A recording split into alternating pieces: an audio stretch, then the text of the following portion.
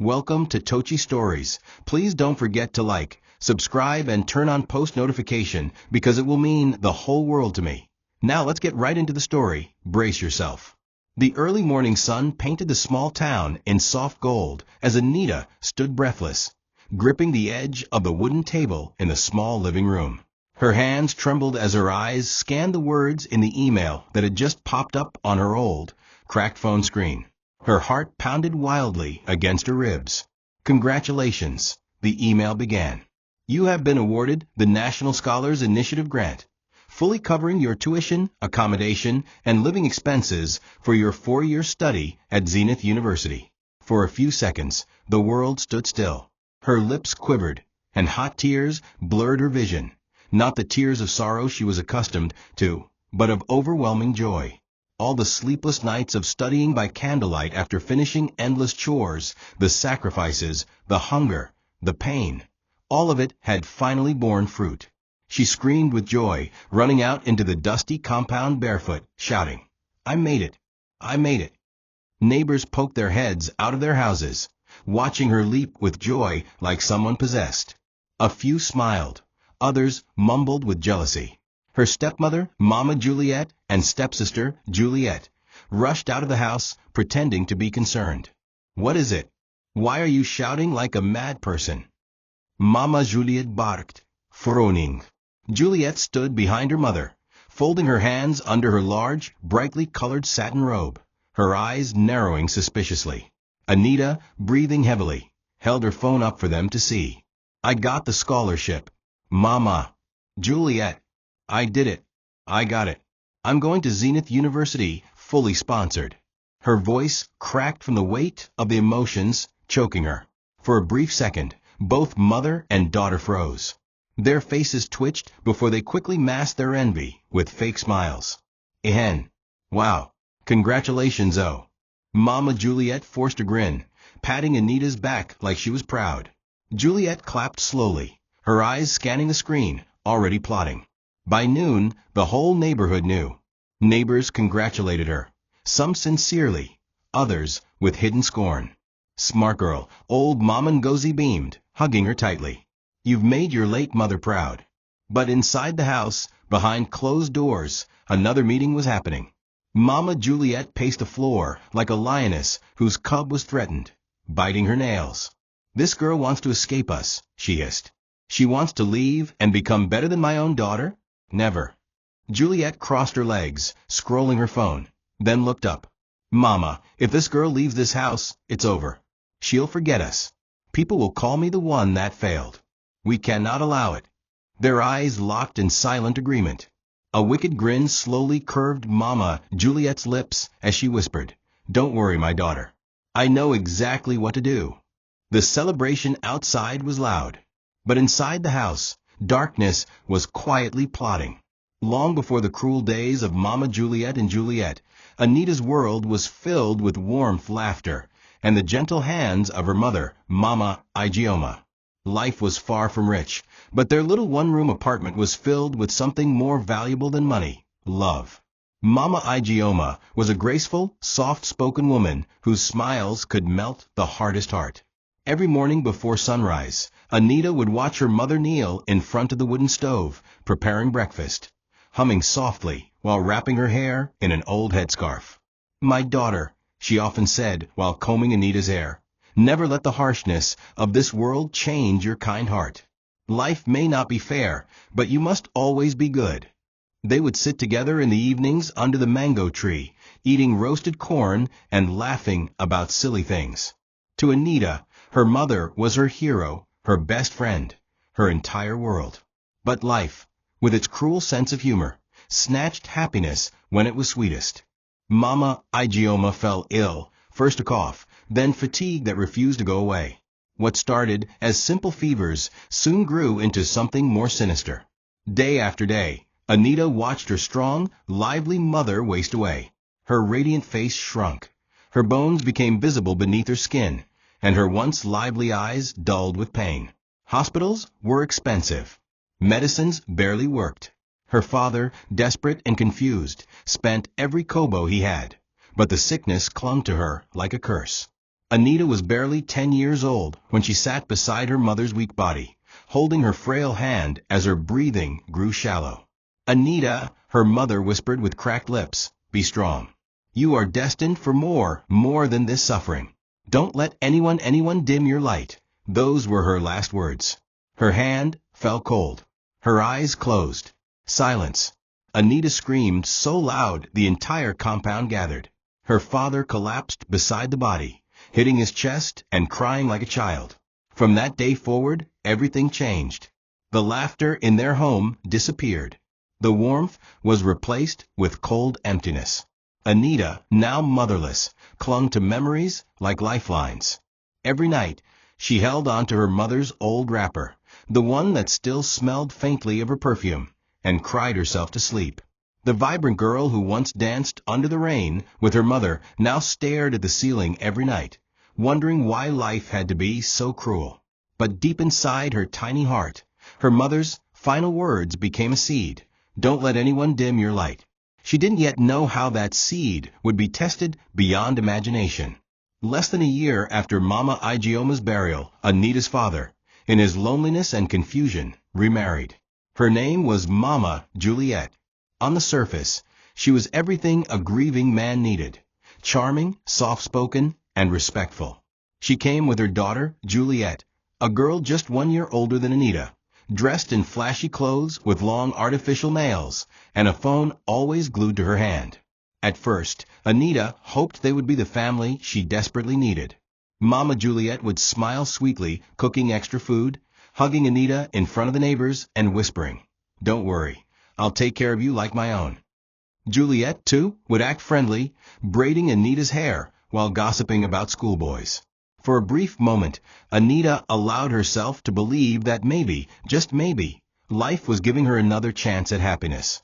But it didn't take long for the masks to fall. Soon, the sweet words turned into harsh commands. "Anita, sweep the compound. Anita, wash the clothes. Anita, why haven't you fetched water?"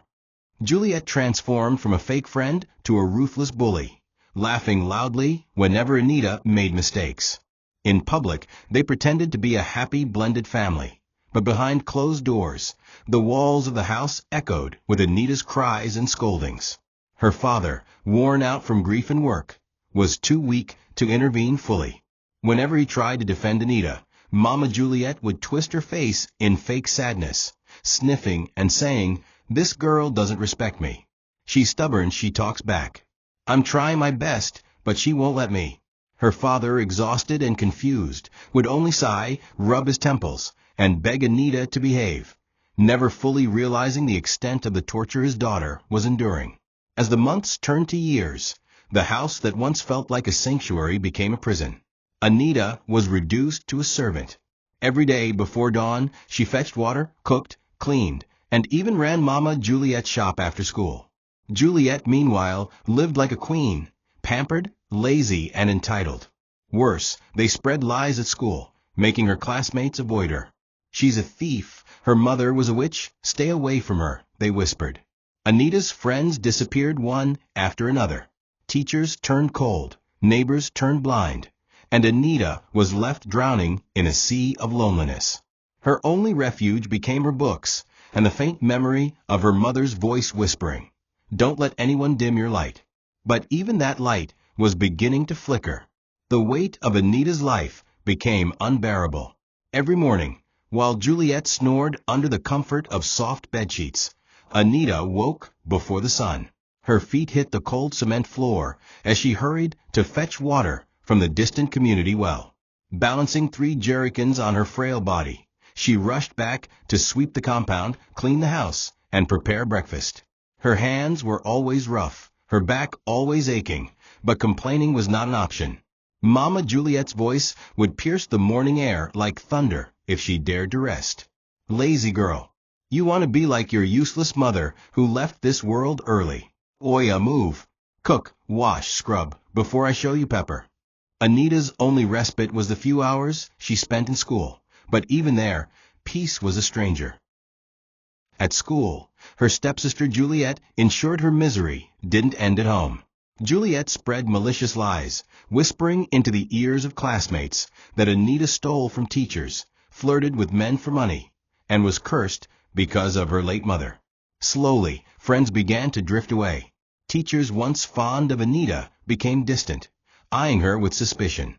On the school playground, whispers followed her wherever she went. There she goes, the housemaid, the thief. The laughter that accompanied those words stung more than any slap. During breaks, she sat alone under a mango tree at the corner of the schoolyard, eating dry Gary soaked in cold water, pretending not to hear the insults. Every mouthful tasted of salt, not from the Gary, but from her tears that fell silently into it. Home was no sanctuary either. Juliet never lifted a finger, spending her days lounging on the couch, scrolling social media, painting her nails, or gossiping with friends. Mama Juliet made sure Anita ran both the house and her shop. From cleaning to hawking goods in the market, Anita did it all. If she was even a minute late returning home from errands, Mama Juliet's insults would rain on her like a monsoon. Slaps, kicks, and curses were normal. Stupid child. Bastard. I should have sent you to the village long ago to suffer. Even on the rare days her father was around, Mama Juliet would pretend to cry, pointing at Anita, claiming, "She's stubborn, she talks back, she's a disgrace."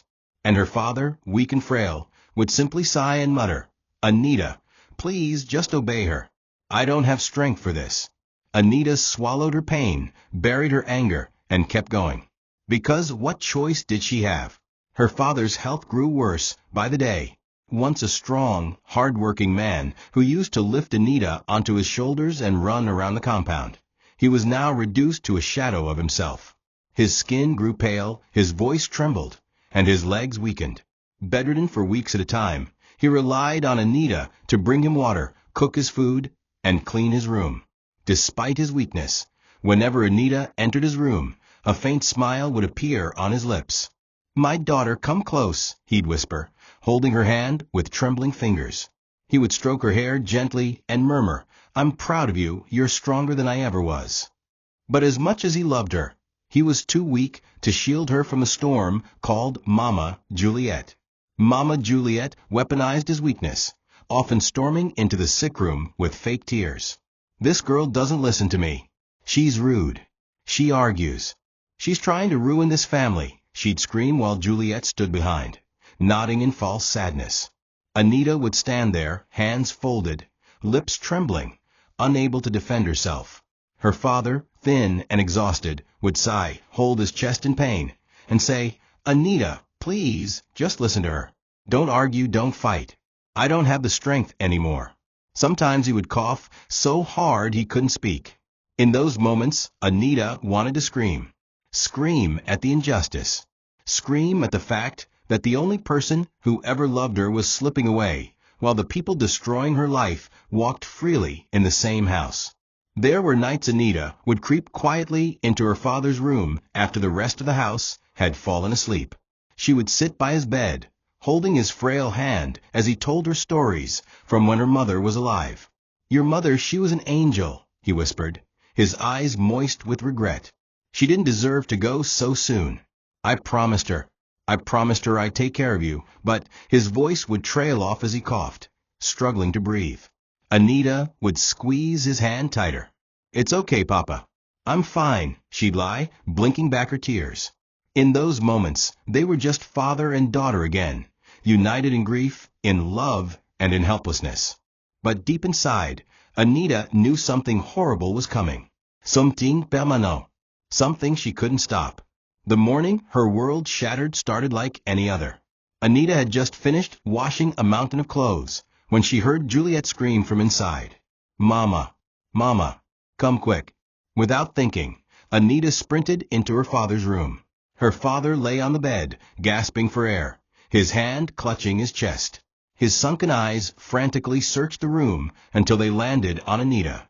My daughter, come," he croaked. Mama Juliet stood at the door, not moving, not helping, just watching with folded arms, as if waiting for the inevitable. Anita rushed to his side, grabbed his hand, and knelt beside the bed. Tears streamed down her face. "Papa. No, please stay with me. You'll be okay. I'll get water. I'll call someone, But he shook his head weakly. With what strength he had left, he pulled her hand to his lips, kissed it, and whispered, "Anita, forgive me for not protecting you. Be strong. You are destined for more.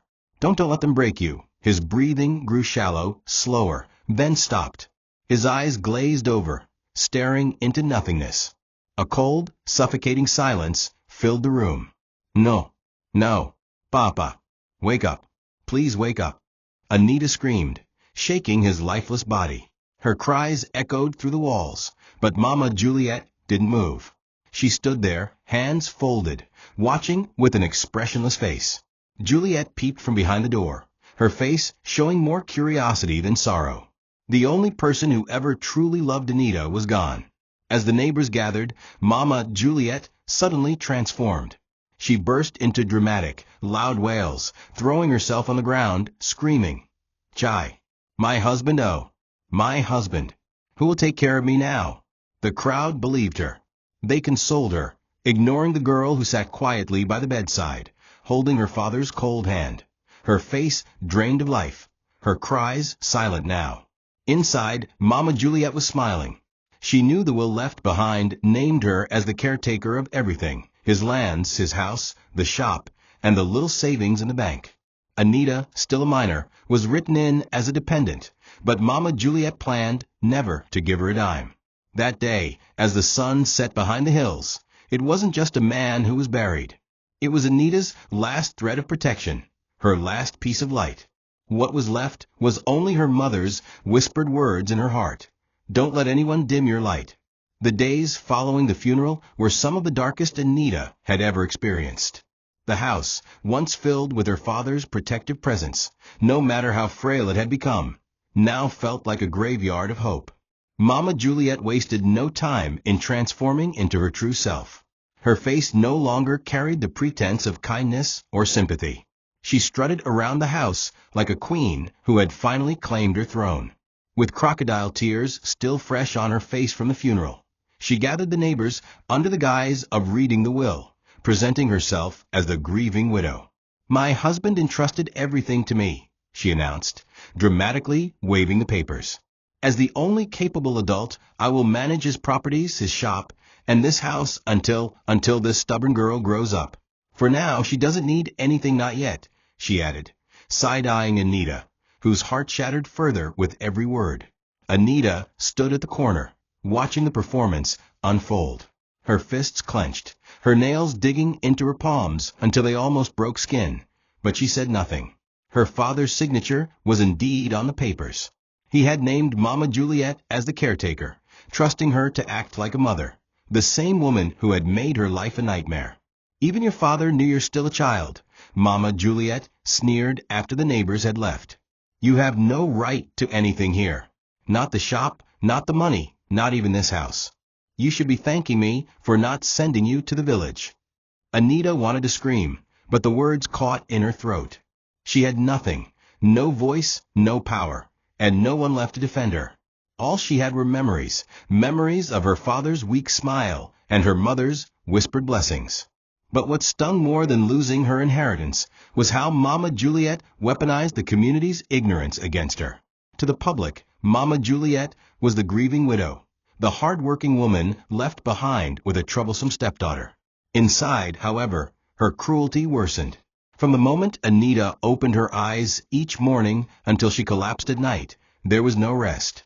Sweep the compound before sunrise, go to the shop, hawk till you sell everything, come back and cook. The list was endless. If she dared complain, she was reminded, "If you don't like it, get out of my house. But remember, you have nowhere to go." And it was true. Anita was now a prisoner, shackled not by chains, but by the cruel reality that her own blood had abandoned her. Anita's life became an unending cycle of servitude. From sunrise to sunset, her body was in constant motion. It was as if the house itself conspired against her, whispering chores she hadn't yet completed. Mama Juliet treated her worse than a slave, barking orders like a military commander. "Wash the clothes, fetch water, scrub the floors, and when you finish, head to the shop and sell every single item. If I hear that anything got missing, you will not eat today." And Juliet? She lived like royalty. Every morning, she sat on the veranda, filing her nails, chatting on her phone, and scrolling through Instagram, occasionally throwing insults like stones. Look at you, a glorified housegirl. No man will ever look at you. Who wants to marry a maid?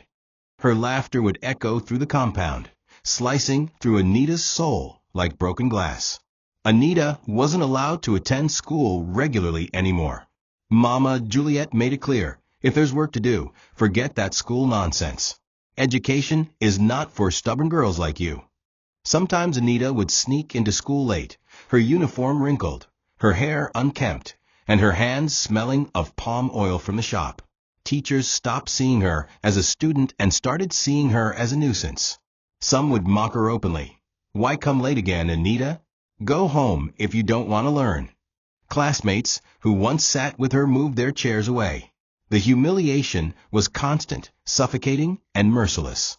But still, every night, after finishing chores, she opened her worn notebooks under the dim glow of a candle and studied, not because she still believed in miracles, but because it was the only thing that felt like hers.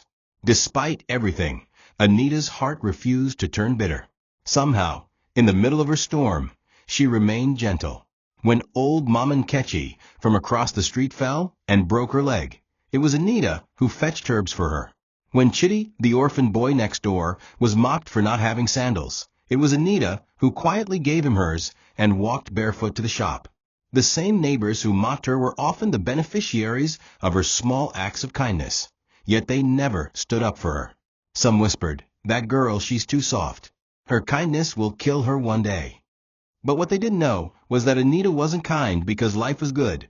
She was kind because it was all her late mother ever taught her. The world may hurt you, but don't let it turn your heart into stone.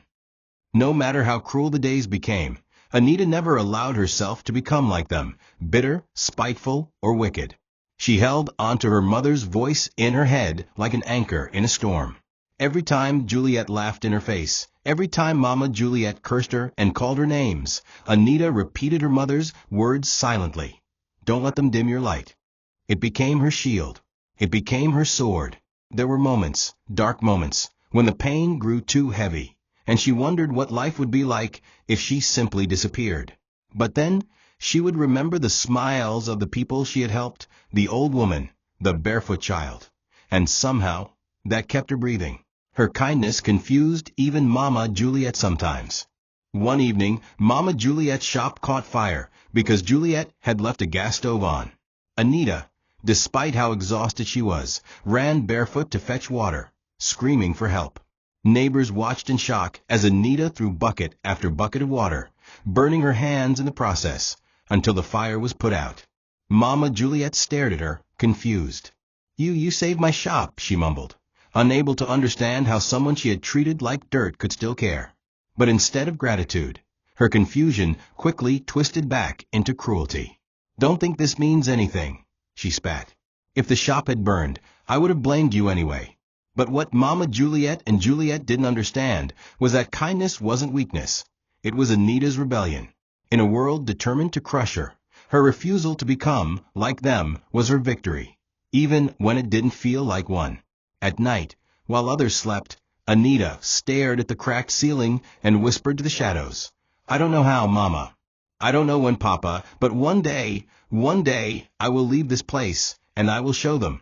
I will show the world that no matter how hard they tried, they could not destroy me." And though she had no idea how, deep inside her chest, a tiny flicker of hope refused to die, even though life threw Anita into a bottomless pit of suffering, one thing they couldn't crush was her determination to rise. After every day of endless chores, after hours spent hawking under the scorching sun, Anita still found the strength to open her notebooks at night. The worn-out pages, filled with formulas, essays, and vocabulary, became her safe space. Her late father's old radio became her classroom. Every educational program was a treasure. She borrowed textbooks when she could, studied under candlelight, and sometimes even wrote with charcoal when her pens ran out. Whenever Juliet mocked her, "Which poor rat like you day go university? Nah wash." Anita only smiled quietly. She knew that her dream wasn't just for her. It was for her mother, her father, and every broken piece of her past. When the scholarship board announced the National Scholars Initiative exam, Anita felt her heartbeat in her throat. She registered secretly with money she had saved from tips at the shop, terrified Mama Juliet would stop her if she knew. On the exam day, after fetching water and preparing the household meals, she rushed to the venue barefoot because Juliet had hidden her only pair of slippers. Anita arrived sweaty, breathless, but focused. She sat among hundreds of well-dressed, confident candidates, some from rich families, but her mind never wavered. She answered every question like her life depended on it, because it did. Weeks later, the results were out. Anita, the poor housemaid, had emerged as one of the top 5 nationwide, earning a fully funded scholarship to Zenith University. It wasn't just a scholarship, it was her ticket to freedom. The news spread like wildfire. Neighbors who once mocked her came to pat her back, some out of genuine happiness, others out of nosy curiosity. Wonders shall never end, some murmured. Juliet sneered in the corner, pretending to scroll her phone, but eavesdropping on every conversation. Mama Juliet plastered a fake smile on her face, clapping and hugging Anita in public. "Nah, my daughter, oh. We thank God, oh," she shouted. But behind closed doors, her heart boiled with jealousy. She paced her room that night, gnashing her teeth, hissing, "This girl, she wants to leave me behind. After all I've done. She thinks she can run away to become somebody and disgrace me and my daughter? Never. Never while I'm alive." Juliet, sitting on the bed painting her nails, chimed in, "Mama, if that girl steps into that university, forget it. We'll be the laughingstock. Do something." And Mama Juliet replied coldly, "Don't worry. Leave it to me." The plot was set. In the days leading to her departure for university, Mama Juliet and Juliet pretended to turn a new leaf. They treated Anita with uncharacteristic kindness, smiling, offering food without insults, and even pretending to care about her packing. "Anita, help us stock the shop before you go. You know customers are plenty this week," Mama Juliet cooed. Juliet added with a fake grin, "And maybe help me wash my clothes, for old time's sake." Anita, naive in her goodness, agreed. "It's only for a few more days," she told herself, "then I'll be free forever." She worked even harder than usual, waking up earlier, sleeping later, determined to leave with peace in her heart. She didn't know she was walking into the trap of a lifetime. While Anita labored day and night, Mama Juliet secretly intercepted every email and message from the scholarship board. She stole her acceptance letter, deleted confirmation messages, and even visited the scholarship office, spreading malicious lies. "That girl forged her results," she told them. "She's not my biological daughter. Her late father was a drunk. You people should be careful with fraudsters like her." Her voice was convincing. Her fake tears were Oscar-worthy. Juliet, on her end, posted subtle mocking videos on social media. Some people they claim university material, ego shakuna soon. Anita noticed little things, the silence from the scholarship office, the lack of updates, but brushed it off, thinking maybe it was normal processing delays.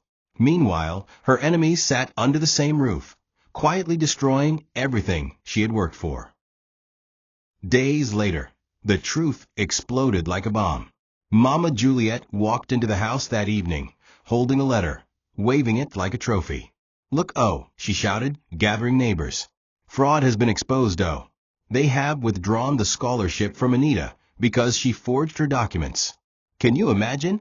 A common housemaid trying to deceive government people. Juliet stood behind her, recording the scene on her phone, laughing, shouting, "Nah God catch 'em. Nah God expose fake people." Anita stood frozen, her legs trembling. "No, no, it's a lie," she whispered, grabbing the paper from Mama Juliet's hands. Her eyes scanned the words. "We regret to inform you scholarship withdrawn based on allegations of falsified credentials." Her knees buckled. "No, I didn't lie," she stammered. But the neighbors were already whispering, laughing. "So it was all fake after all," someone muttered. In that moment, Anita felt her entire world collapse. Anita stood in the center of the compound, gripping the paper, unable to breathe, unable to understand how something so beautiful could be stolen so easily. Her chest tightened, Her mouth opened, but no words came. The laughter from Juliet sliced through her like knives. All your forming, all your GRA, see your life outside, she howled, her phone still recording. Mama Juliet feigned disappointment, shaking her head dramatically for the watching neighbors. I warned her, oh. I told her to stop lying, to stop dreaming beyond her level. But children of nowadays stubborn like their mothers. Her words were like poison, sinking into Anita's soul. The very people who once congratulated her now shook their heads in fake pity. It's not her fault, one woman said. She's just a maid, where does she want to reach? Tears blurred Anita's vision as she fell to her knees, staring at the paper in her hands.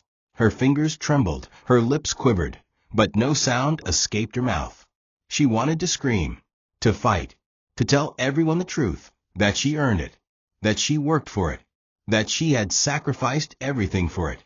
But her voice betrayed her. It stuck in her throat like a stone. Mama Juliet towered over her, grinning with wicked satisfaction. Next time, know your place, she spat. I don't ever want to hear about scholarship again in this house. You will sit here and continue to serve me and my daughter. You are going nowhere. Juliet added, even if they give you scholarship in hell, you no fit leave this house. Their laughter echoed. Anita's tears mixed with the dust as her dream lay crumpled in her trembling hands. As night fell, the neighbors dispersed, carrying the gossip like wildfire. Did you hear? That girl, the housemaid, the scholarship was fake, all fake, their voices whispered through the walls. Anita sat under the mango tree where her mother used to tell her stories. Her shoulders shook with silent sobs. Her whole body felt like it was breaking into pieces, like something inside her had died. She looked up at the sky, at the stars, and whispered, Why? Why me?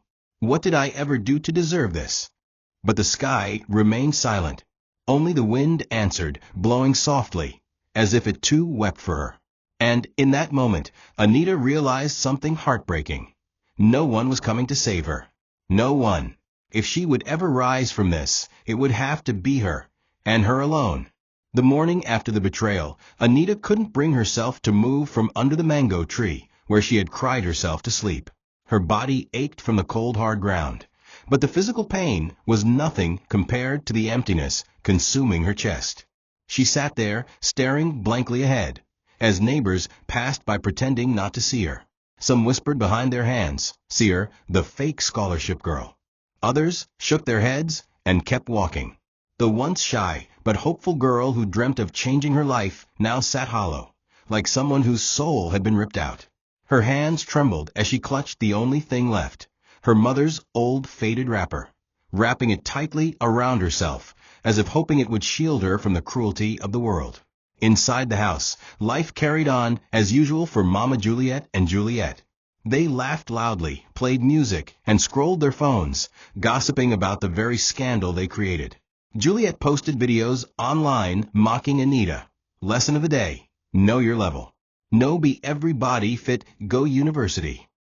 The comments flooded in, some laughing, some asking for gossip, others cruelly mocking a girl they had never met. Mama Juliet acted like nothing happened, sending Anita out to hawk goods at the shop as if the world hadn't collapsed on her. But this time, Anita didn't have the strength to argue or resist. Her legs felt like lead as she carried the basket of Gary on her head, walking through the market with red, swollen eyes, enduring the constant stares and whispered ridicule. As she walked past stalls, something inside her broke entirely. She realized something terrifying. This was her life now. The dream was dead. The future was gone. There was no miracle coming. No father. No mother. No scholarship. No escape. The realization crushed her chest so tightly she could barely breathe.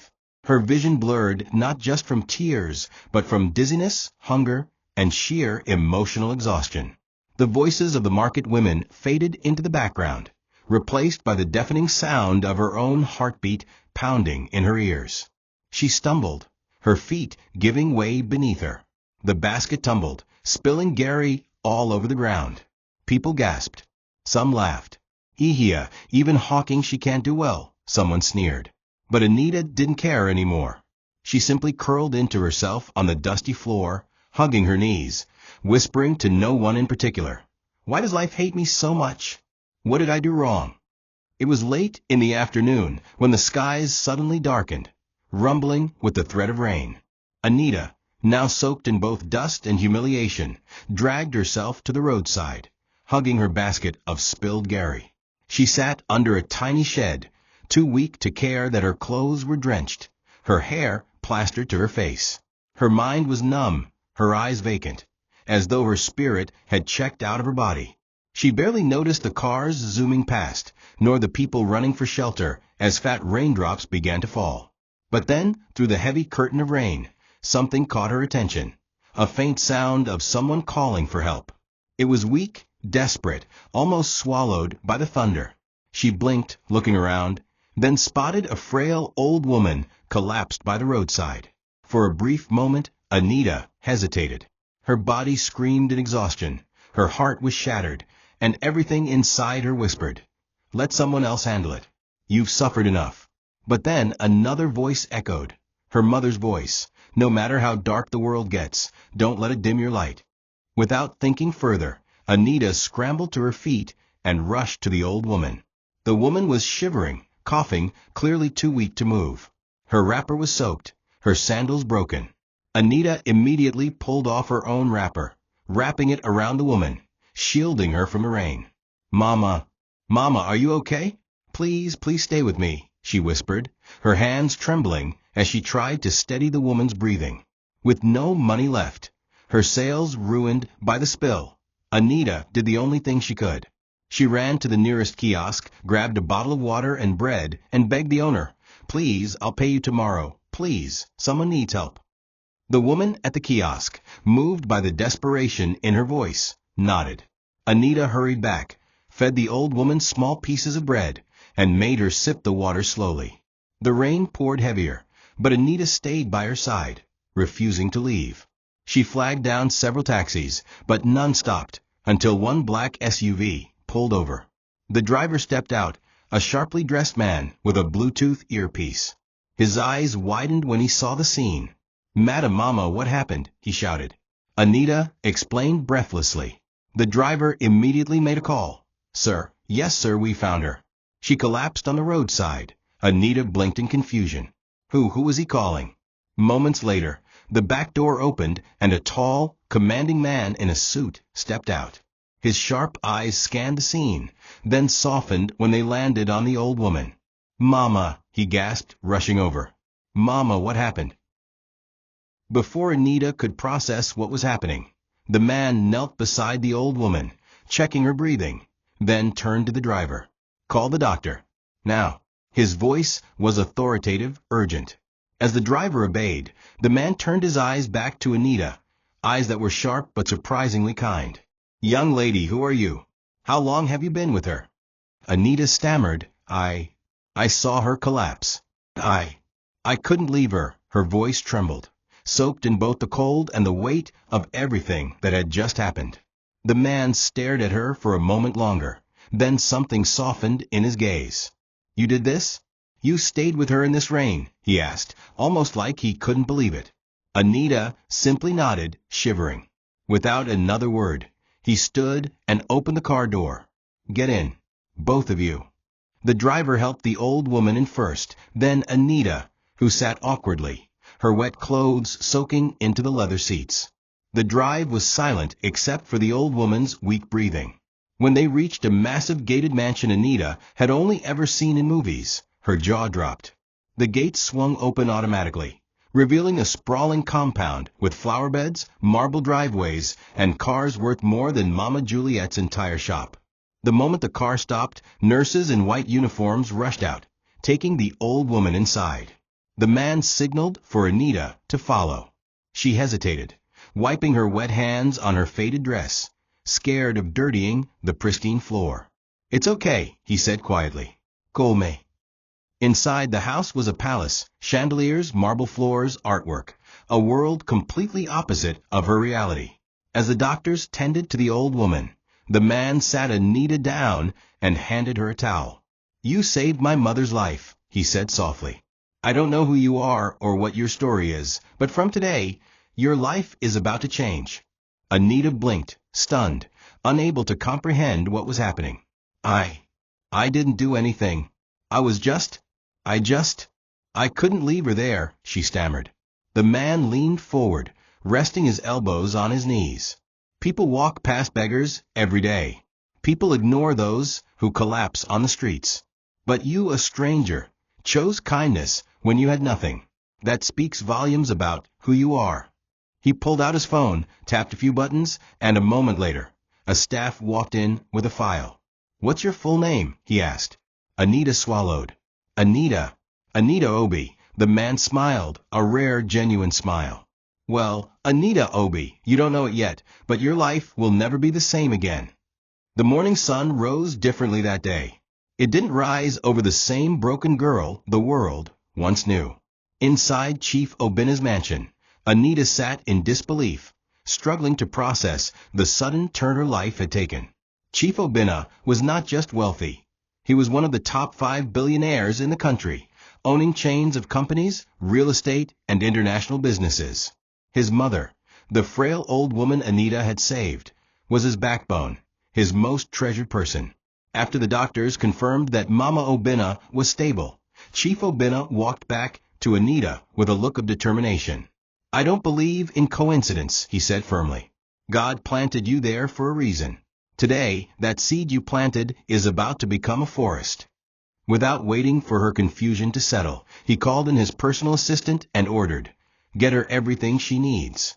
From today, she works for me. And prepare the scholarship papers too. Anita sat frozen, her mouth hanging open. Sir, I work for you, she stammered. Me how? I don't. Her voice failed as Chief Obina smiled kindly. You don't understand, do you? I've been looking for someone like you, someone with integrity, selflessness, and character. My company has millions, but very few hearts like yours. From this day, you are my personal executive intern. I will also sponsor your university education fully, anywhere in the world you choose to go. For a moment, Anita's brain refused to register the words. Her eyes widened and tears flooded her cheeks. She cupped her hands over her mouth, shaking her head repeatedly. No, is this real? Am I dreaming? Chief Obina chuckled. You're not dreaming, my dear. You've entered a new chapter of your life. By noon, the story had reached the town. News traveled faster than wildfire. First, someone spotted the black SUV, the same one that had left Mama Juliet's compound, pull up at Zenith Media headquarters. Then pictures appeared online, Anita, dressed in new clothes provided by the Obina family, standing beside Chief Obina at a press conference, where he introduced her as the girl who saved my mother's life, and our company's newest executive intern. The internet exploded. Social media posts flooded in, from maid to millionaire intern. This girl's story will inspire you. Back at Mama Juliet's house, the laughter died. Mama Juliet sat frozen, the spoon of EBA shaking in her hand. Juliet gasped, nearly choking our Coke. Is that not Anita? Neighbors gathered outside, pointing at the TV. Na Elia. No, be the same Anita? The housemaid? God of Anita has shocked everybody. The same mouths that once mocked her now stood wide open in disbelief.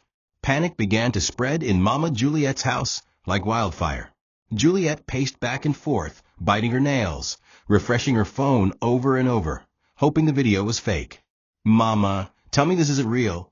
Tell me this is Photoshop. Tell me they just found someone that looks like her. But it was real. Anita's face was everywhere. Chief Obina posted her story on his verified page with millions of followers, narrating how she saved his mother's life.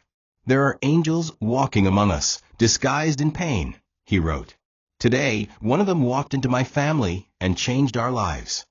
Comments flooded, thousands praising Anita, calling her an inspiration, a blessing, a living testimony. Juliet's stomach turned as she scrolled. It felt like the ground was collapsing beneath her. No, this cannot be happening, she whimpered. Meanwhile, Karma's shadow loomed heavier. The shop that Mama Juliet took so much pride in, the very shop she forced Anita to manage for years without pay, suddenly caught fire one afternoon. An electrical fault caused by a broken wire Juliet had ignored despite warnings, sparked flames that swallowed everything within minutes. By the time the fire service arrived, there was nothing left but ashes. Mama Juliet collapsed on the ground, screaming, "My shop! My shop! God, why?" But even as neighbors gathered, no one offered help. Some whispered, "It's karma. After what she did to that poor girl, God has started." Others openly said, "When you plant wickedness, what do you expect to harvest?" Juliet sobbed, pulling her hair. Their source of income was gone, just like that. As if that wasn't enough, Juliet's own disaster followed. The man she had been flaunting around, the same man she boasted was her big boy investor, turned out to be a scammer. He drained her savings account, maxed out the loan she had foolishly taken in his name, and vanished into thin air. Juliet collapsed when her bank app showed 0 Nigerian Naira's balance. Mama Juliet, already losing her mind from the shop's fire, screamed when Juliet confessed. "What did I do to deserve this? What kind of daughters are these?" But the neighbors only chuckled bitterly. "What did you do?" "You sowed it," one man muttered. "Now you're harvesting." The same community that once turned a blind eye to Anita's pain now watched in silent satisfaction as the empire of wickedness began to crumble. But this was just the beginning. As if the fire and financial ruin weren't enough, the final blow arrived wrapped in the very thing Mama Juliet and Juliet thought they would never see: a court summons. A past fraud case resurfaced, one that involved Mama Juliet duping a cooperative years ago, using Anita's late father's name.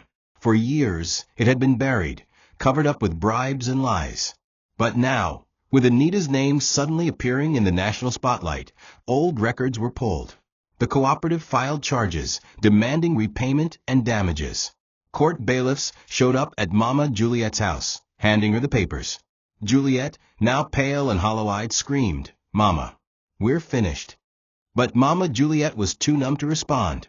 Her hands trembled as she read the words, "Failure to appear in court will result in immediate arrest." The court date arrived like Judgment Day. The courtroom was packed. Reporters, neighbors, and strangers all gathered to witness the fall of a woman who once walked the streets with pride, mocking others. And sitting gracefully in the VIP section, dressed in an elegant royal blue power suit, with polished shoes and a confident glow, was Anita. Her natural hair was styled in neat braids, her skin radiant, her eyes no longer filled with fear, but with grace, strength, and quiet power. The moment Mama Juliet and Juliet walked in, their knees buckled. Juliet gasped, "Jesus?" Anita, while Mama Juliet clutched Juliet's arm for balance, whispering, Is this real?" Anita didn't say a word. She crossed her legs, folded her hands, and simply watched. When the judge called the case, everything unraveled. Documents were presented.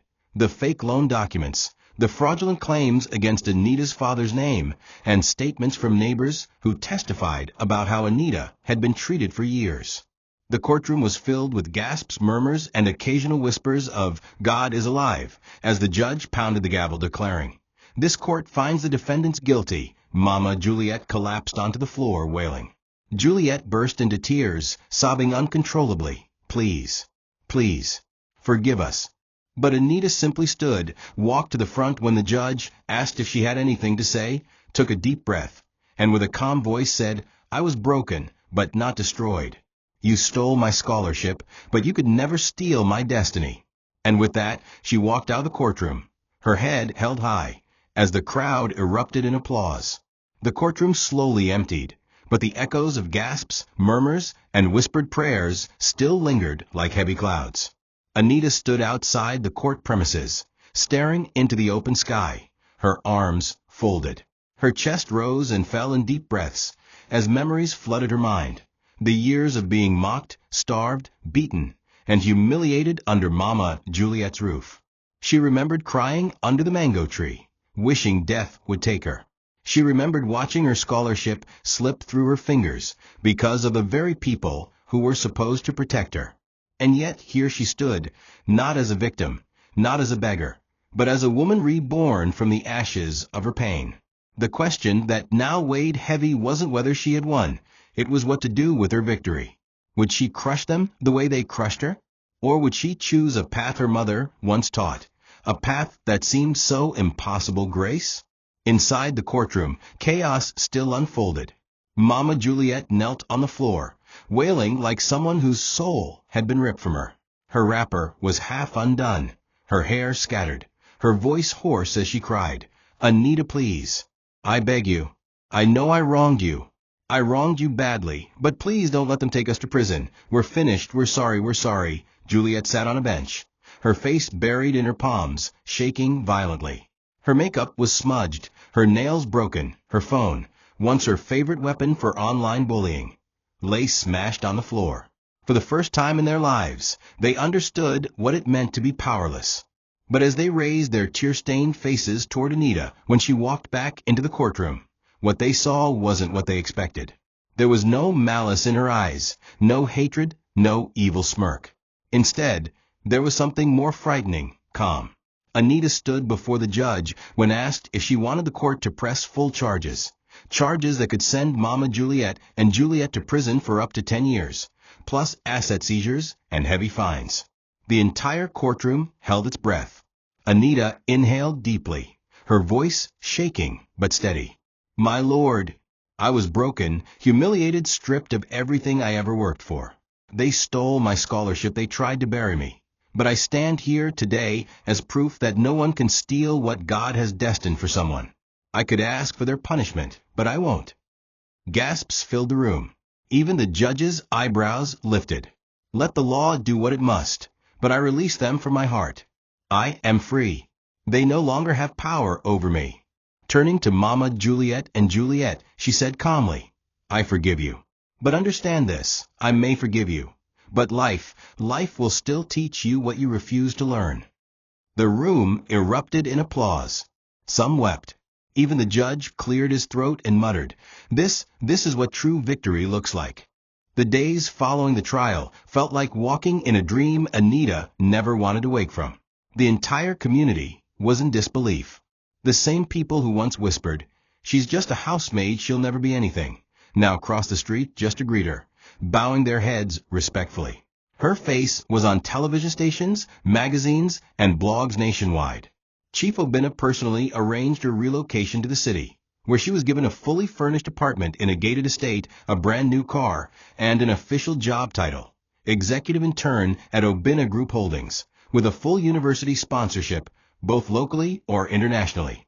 She walked through the company's grand offices, greeted by professionals in suits, realizing that the little girl who used to scrub floors and sell Gary was now giving presentations and sitting in board meetings with billionaires. But Anita never forgot where she came from. The pain, the humiliation, and the betrayal were scars she wore not with shame, but with pride. Instead of revenge, she turned her story into purpose. With Chief Obina's full support, she launched a foundation named the Daughters of Destiny, dedicated to helping young girls from abusive homes get education, shelter, and hope. The same community that mocked her now lined up at her office, begging for scholarships, jobs, or even financial help. She didn't turn them away, not because they deserved it, but because she understood something they never did. Kindness is strength. But Mama Juliet and Juliet were not spared by life. With the shop gone, debts mounting, and their reputation in ruins, they became the very thing they once mocked, beggars. Juliet wandered the streets, hiding her face when people pointed, whispering, "Is that not the same Juliet who once laughed at Anita?" One evening, Anita returned to the village to visit her mother's grave. Dressed in a flowing white gown, her hair braided neatly, her heels clicking against the dry ground, she stood before the small tombstone, the same spot she used to cry as a child. Tears filled her eyes, but this time, they were not tears of pain. They were tears of victory. She knelt, placed her hands on the cold stone, and whispered, "Mama, they tried to destroy me, but they couldn't. I made it, Mama. I made it. Your daughter now, where's the crown they tried to snatch away?" As the wind blew gently through the trees, it felt as though her mother's voice floated with it, whispering back, "I am proud of you, my daughter. You never let them dim your light." The story closed not with bitterness, but with a legacy. A testimony that no matter how deep they try to bury you, they forget you are a seed. Thank you for watching this video. What did you learn from this story? Drop it in the comments. Please make sure you like, comment, and subscribe to my YouTube channel TOCHI Stories for more.